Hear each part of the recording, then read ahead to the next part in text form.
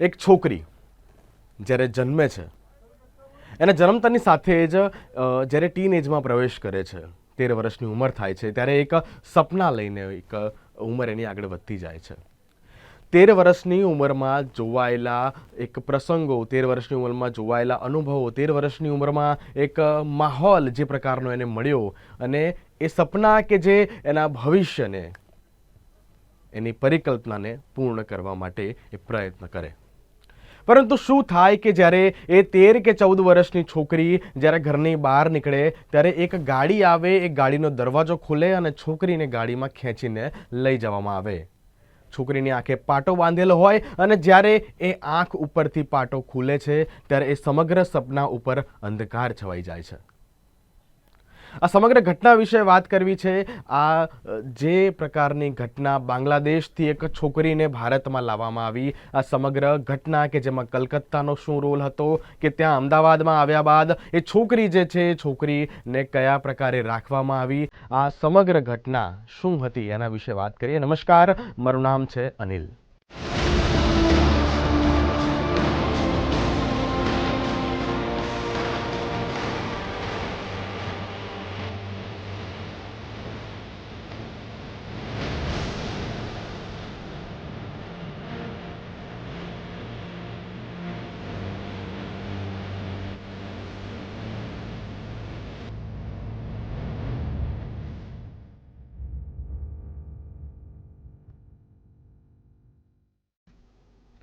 છેલ્લા કેટલાય સમયથી ચર્ચામાં ચાલી રહેલો મુદ્દો એટલે કે હ્યુમન ટ્રાફિકિંગ.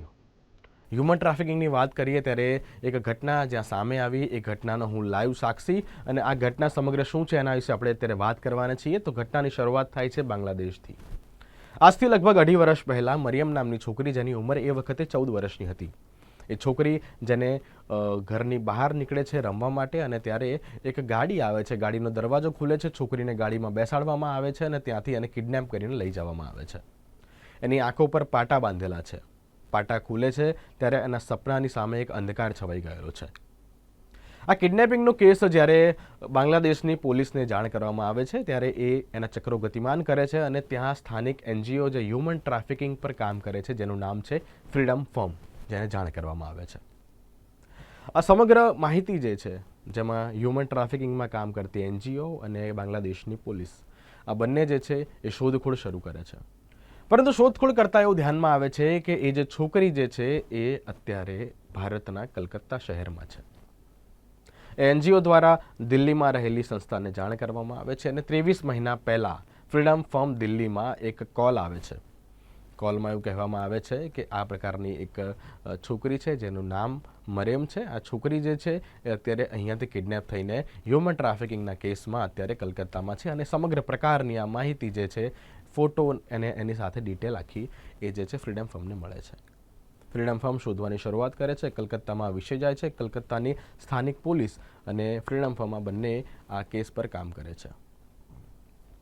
કામ કરતાં કરતાં ધ્યાનમાં આવે છે કે છોકરી જે છે એ કલકત્તામાં નથી, તો ક્યાં છે? તો છોકરી એ અમદાવાદ શહેરના નારોલ વિસ્તારમાં છે. આ સમગ્ર કેસ અમદાવાદમાં આવે છે.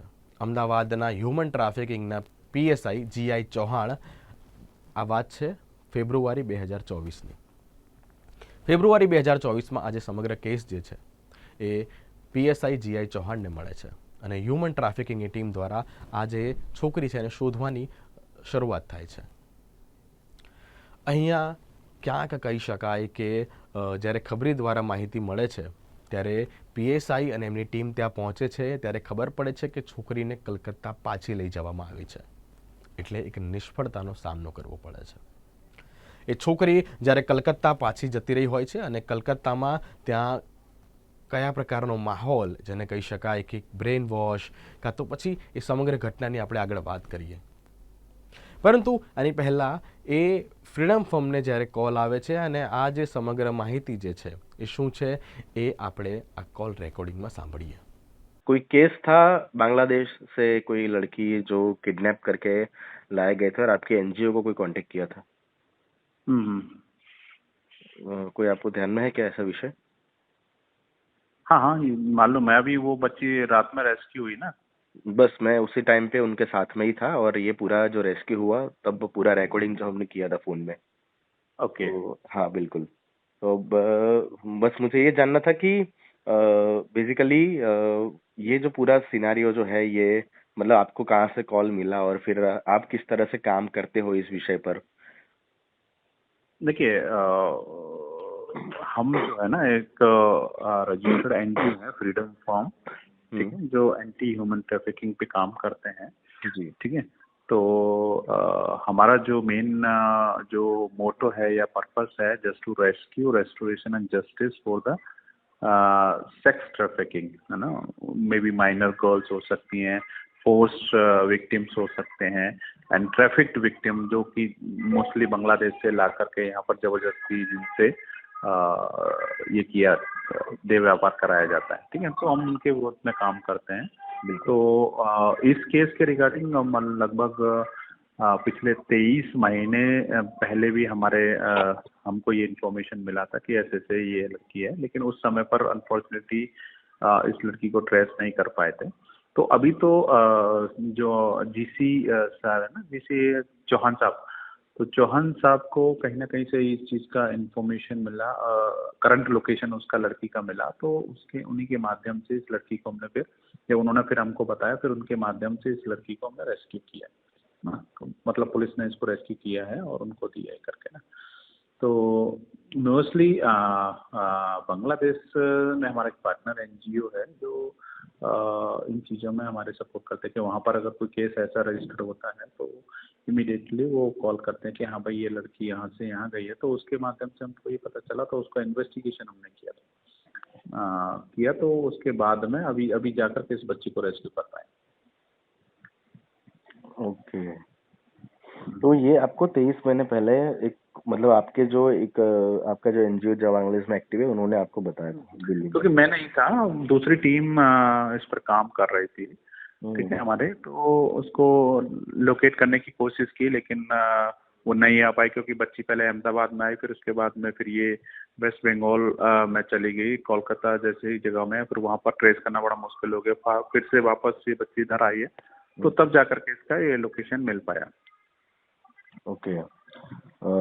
सो बेसिकली मतलब मान लो कि इस केस में क्या होता है कि जैसे आपने ये एक रेस्क्यू कर लिया, उसके बाद प्रोसेस मतलब लड़की को वापस उनके। उसके बाद में प्रोसेस ये होता है कि देखिए, पुलिस की सहायता से हम इसको रेस्क्यू करते हैं, फिर आईटीपीए के तहत में और पॉक्सो के तहत में, अगर बच्ची माइनर है तो पॉक्सो के कुछ एक्ट्स होते हैं जो रेलेवेंट सिनेरियो को देखते हुए लगाए जाते हैं। आईटीपीए की कुछ धाराएं होती हैं जो लगाई जाती हैं।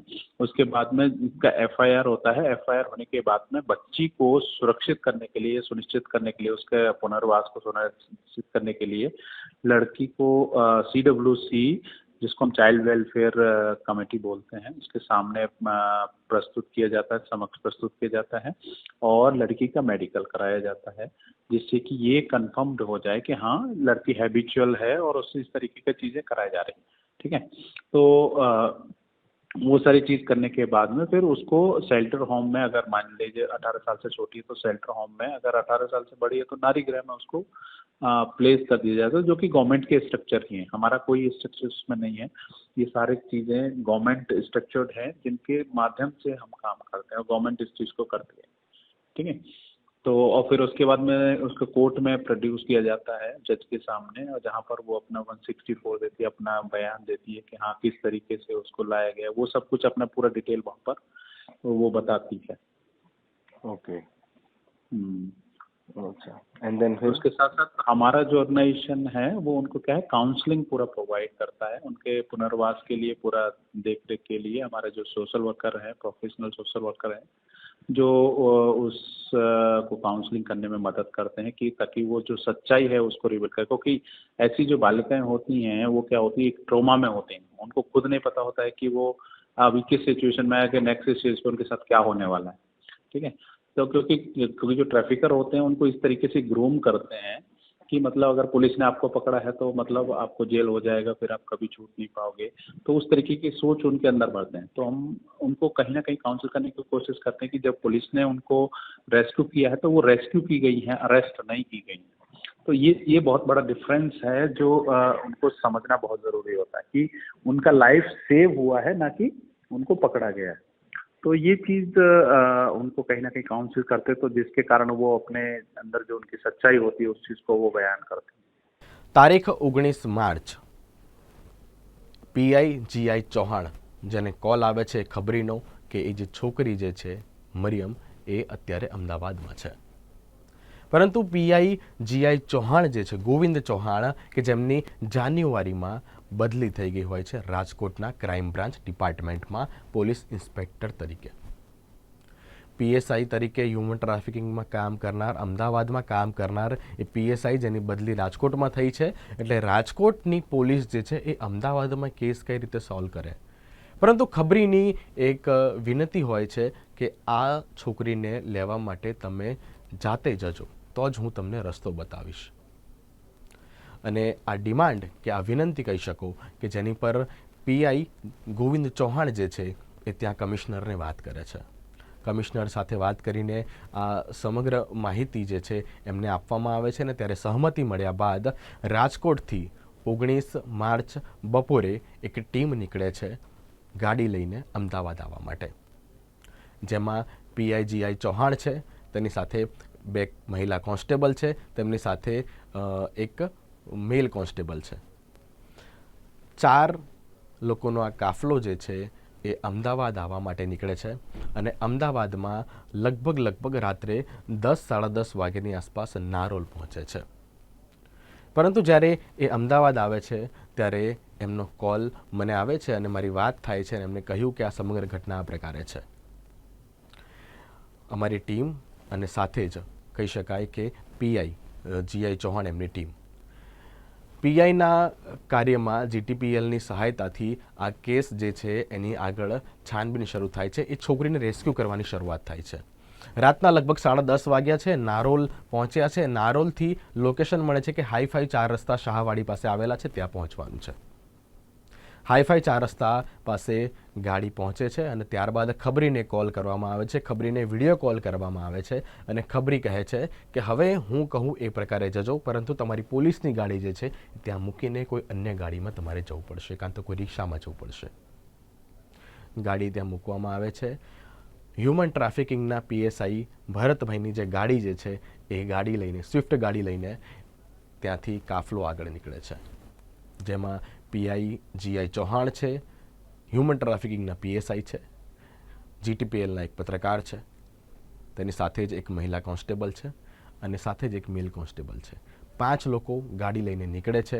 રસ્તો બતાવવામાં આવે છે. હાઈફાઈ 4 રસ્તા પહોંચ્યા છીએ, ત્યાંથી ડાબા હાથે વળવાનું છે. ડાબા હાથે વળ્યા બાદ સીધા જાઓ એટલે એક મંદિર આવશે અને મંદિરવાળી ગલીમાં તમે જશો એટલે ત્યાં તમને એ છોકરી મળશે. પરંતુ આ રસ્તો બતાવતા કહે છે કે એ જે મંદિર જે છે ત્યાં તમારે ગાડી મૂકી દેવી પડશે, ત્યાંથી તમે ચાલતા જજો.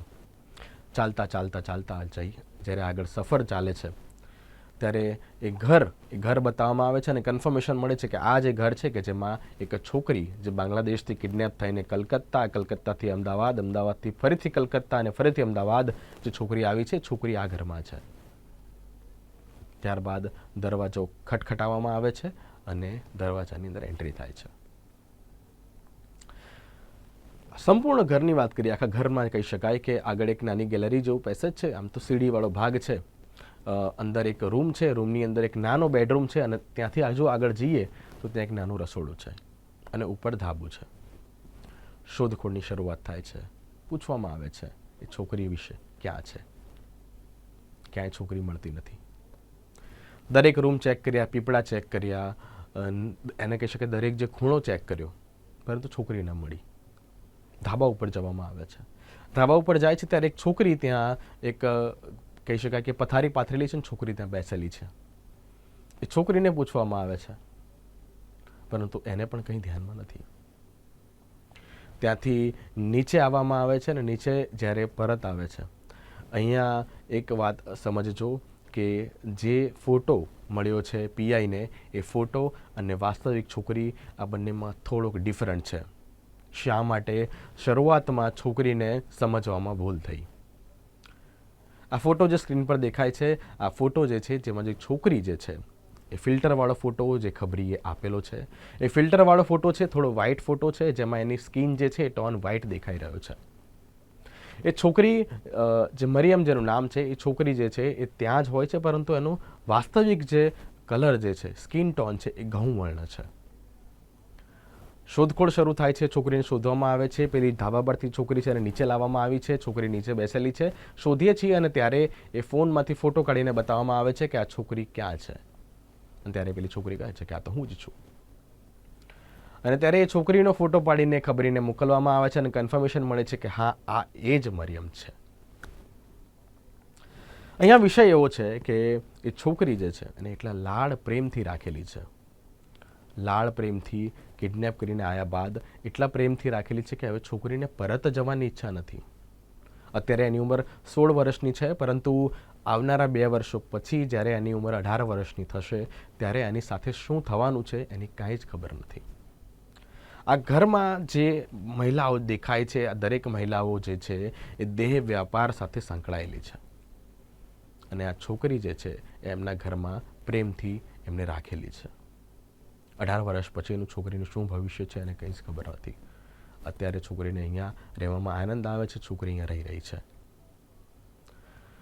હવે આ સમગ્ર ઘટનાની જ્યારે વાત કરવામાં આવે ત્યારે એ વખતે જ્યારે લાઈવ હું ત્યાં હતો, એ ઘટનાની જ્યારે વાત કરું તો ત્યારે એ મહિલા, એ સ્ત્રી અને આ જે છોકરી છે એ બંને વચ્ચે ક્રોસ વેરિફિકેશન કરવામાં આવે છે, બંનેને ક્રોસ ચેક કરવામાં આવે છે, બંનેને પ્રશ્નો પૂછવામાં આવે છે, અલગ અલગ પ્રશ્નો પૂછવામાં આવે છે કે ભાઈ ક્યાંથી આવ્યું છે, કોણ છે, આના મા બાપ કોણ છે, આ દરેક વસ્તુ એમ A to Z ત્યાં પૂછવામાં આવે છે.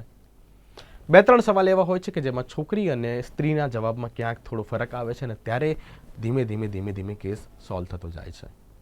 છોકરીને પૂછવામાં આવે છે કે તું અહીંયા કેટલા સમયથી છે. છોકરી કહે છે કે હું નાનપણથી 16 વર્ષની થઈ ત્યારથી અહીંયા જ છું. જ્યારે સ્ત્રીને પૂછવામાં આવે છે કે આ છોકરી અહીંયા ક્યારથી, છોકરી કહે છે, એ સ્ત્રી એવું કહે છે કે આ છોકરી 2 વર્ષથી અમારી સાથે છે. આ છોકરી કોણ છે? તો એ કહે છે કે આ મારા બેનની દીકરી છે.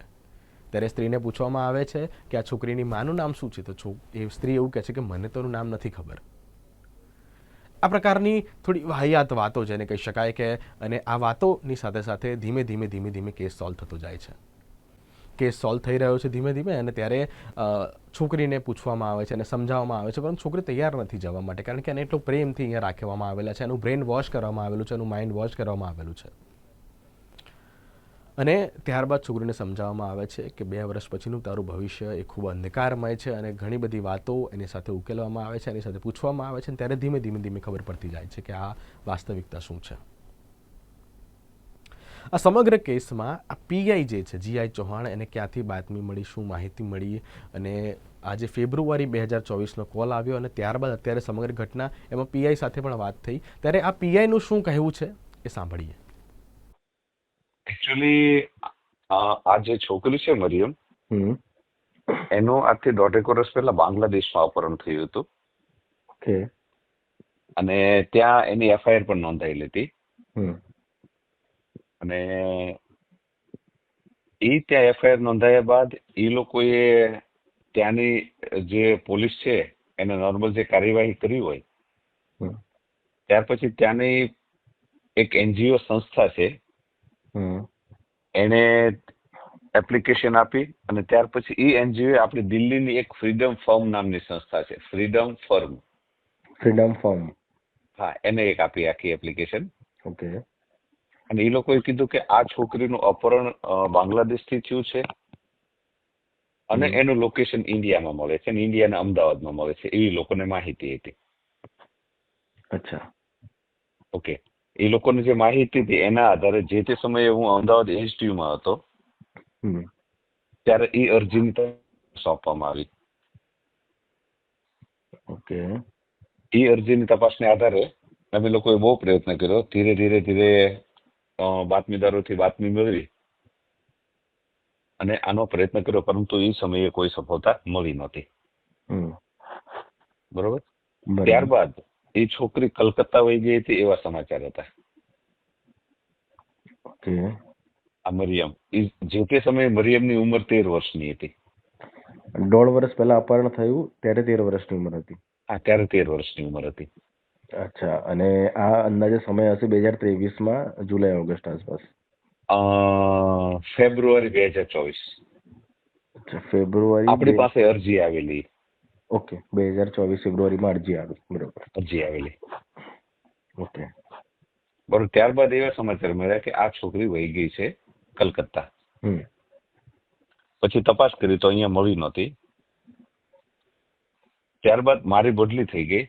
હું આવી ગયો રાજકોટ પોલીસ ઇન્સ્પેક્ટર તરીકે. હમ. એ દરમિયાન બાતમીદારનો ફોન આવ્યો કે આ વ્યક્તિ અમદાવાદ પાછી આવી છે. પેલો જે ટ્રાફિકર છે એને અમદાવાદ લઈને આવ્યો છે, નવા ડોક્યુમેન્ટ્સ બનાવ્યા છે, નામ ચેન્જ કર્યું છે ઓકે. અને અલગ આઈડેન્ટિટી ઊભી કરી અને એને રાખે છે. ઓકે. એવા પણ સમાચાર મળ્યા કે એ જે એને અત્યારે સાચવે છે એના છોકરા સાથે આ છોકરીના લગ્ન કરાવવાના છે, કે જેની બંને વચ્ચે ઉંમરનો ડિફરન્સ 18 વર્ષનો હતો. હમ. તો એ બાતમીને આધારે બાતમીદારને મેં વાત કરી. મેં કીધું કે ભાઈ હું તને ત્યાં અમદાવાદ ઓફિસર્સના નંબર આપી દઉં છું, એ લોકો કાર્યવાહી કરશે. પણ એને એવું હતું કે એ મારી સિવાય કોઈને બાતમી આપવા નતા માંગતા. બરોબર. ઓકે. ત્યાર પછી એ બાતમીદારે લોકેશન આપ્યું, બધું આપ્યું. રાજકોટ સીપી સાહેબને અને ડીસીપી ક્રાઇમ સાહેબ પાર્થરાજ ગોયલ સાહેબને મેં વાત કરી. હમ. તો એ લોકોએ પરમિશન આપી કે કંઈ વાંધો નહીં, જો બાતમીદાર ના જ પાડતો હોય તો તમે જઈ આપણી ASTU ને રાજકોટ ASTU ની ટીમને જઈ અને એને રેસ્ક્યુ કરો. બરોબર. ત્યાર પછી બાતમીદારે એવું કીધું કે હું તમને વિડીયો કોલ કરી અને આખી જગ્યા બતાવીશ. હમ. જે તે સમયે અમે ત્યાં ગયા, બાતમીદારે મને વિડીયો કોલ કર્યો. બાતમીદારે પોતાનો ચહેરો ક્યારેય નતો બતાવતો. હમ.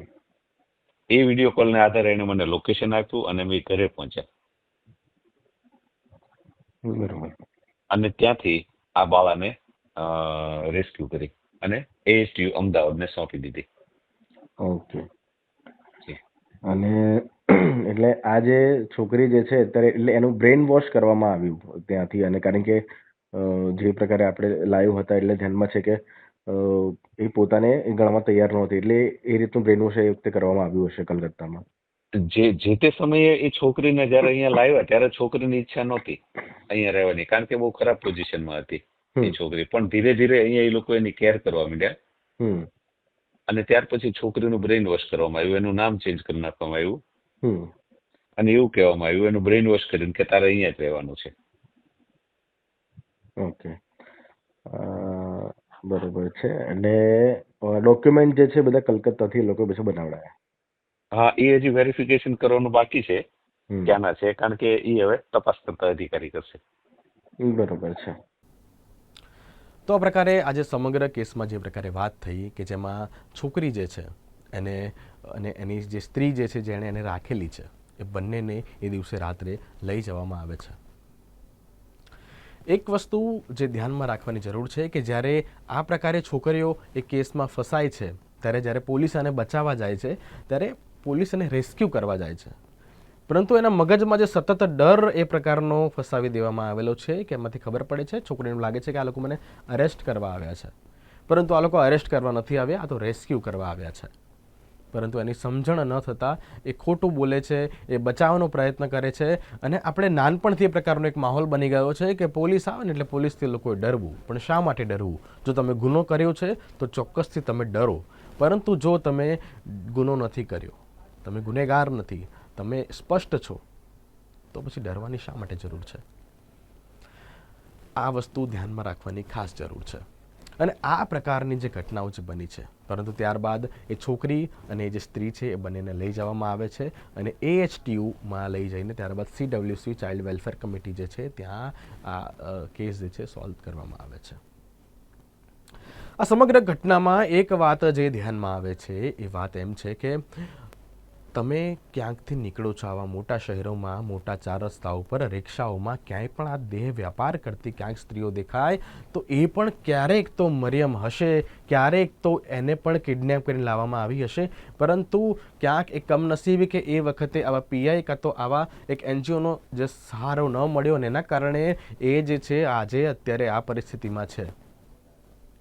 ફક્ત પોલીસનું તંત્ર જ આમાં કામ નહીં કરે, આમાં સ્થાનિક લોકો જે છે, આપણી આસપાસ થનારા જે પણ ઘટનાઓ છે એ પણ આપણે જોવી પડશે, જેથી કરીને કોઈ બીજી મરિયમ ઊભી ન થાય, જેથી કરીને આપણા ત્યાંના જે બાળકો છે એ સુરક્ષિત રહે. આ સમગ્ર જવાબદારી ફક્ત પોલીસની નથી. પોલીસને સપોર્ટ કરવાની જવાબદારી આપણી છે. ચોક્કસથી કેટલીક વાતો જેને કહી શકાય કે આંખો બંધ કરીને ખોટું ન જોવું એ વાતમાં મને ક્યાંક એ વસ્તુ નથી પચતી કે ખોટું ન જોવું એ બરોબર છે, પરંતુ જો ખોટું દેખાય છે તો એ ન થવું જોઈએ એના માટેનો પ્રયત્ન કરવો, એને અટકાવવાનો પ્રયત્ન કરવો. ખોટું સંભળાય છે તો એ ખોટું કેમ સંભળાય છે, ખોટાને અટકાવવા માટે પ્રયત્ન કરવો. અને આ સમગ્ર માહિતી કે અહીંયા ખોટું થઈ રહ્યું છે, અહીંયા ખોટું સંભળાઈ રહ્યું છે કે ખોટું દેખાઈ રહ્યું છે, તો જાણ કરો તમારા આસપાસના પોલીસમાં કે આ પ્રકારની ઘટના અહીંયા બને છે અને સપોર્ટ કરો આ સિસ્ટમને કે જે આ કહી શકાય કે દિવસ રાત આ પ્રકારે કામ કરે છે અને આ સમગ્ર જે માહોલ જે છે એને અટકાવવાનો પ્રયત્ન કરે છે. એવું કહેવાય કે આજનો જે બાલ છે એ આવતીકાલ છે, આજનું બાળક એ આવનારું ભવિષ્ય છે અને ભવિષ્ય છે એ આપણા હાથમાં છે. અને કઈ રીતે બચાવવું એની જવાબદારી પણ આપણી છે. અને આ સમગ્ર જવાબદારીમાંથી આપણે કઈ રીતે એમાં એને પાર પાડી શકીએ એ વાત અહીંયા મુક્તાની સાથે હું મારી વાણીને વિરામ આપું છું. નમસ્કાર.